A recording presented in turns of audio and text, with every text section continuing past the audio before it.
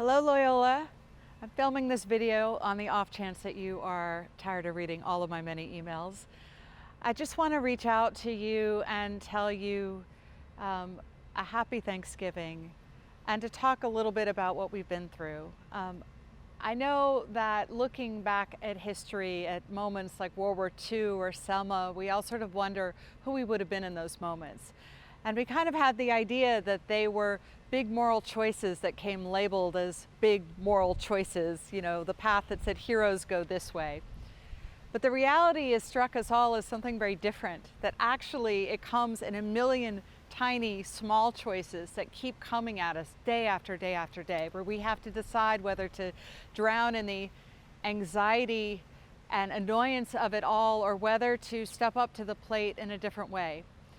And you have done that in extraordinary fashion, that day after day for all of these long months, that you've had the grace and the generosity and the courage to make those bigger choices, to decide to put each other first day after day when it's so hard to do that. And I want to tell you that not only have you been resilient, a word that I, ever since Katrina, have absolutely hated, I got so sick of it. We have no choice about being resilient. You have been generous, you have been courageous, you have decided to be the heroes. And I think we all figure out in a weird, ironic way of what we value most only when we lose it, when we have to do without it. And there's been so much of that through this crisis. But there also have been moments of figuring out that a lot of what we have gone without, we don't miss. And Pope Francis talks in his usual wise ways about how the pace that we used to keep, the furious networking that still resulted in us not really knowing each other, the ways that we led lives that were virtual but didn't feel real, that some of that we give up happily, and that we've learned so much more about what to cling to and what matters most in our lives.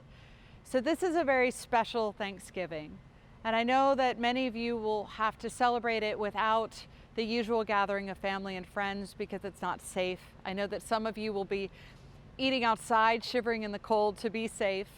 I know that every year that some of us are alone on Thanksgiving, and this year some of you will be students on campus quarantined because of COVID. And I want you to know, by the way, that my 8-year-old daughter Lucy's been thinking really hard about how to make you feel better, so we're going to be baking a lot of cookies to bring you.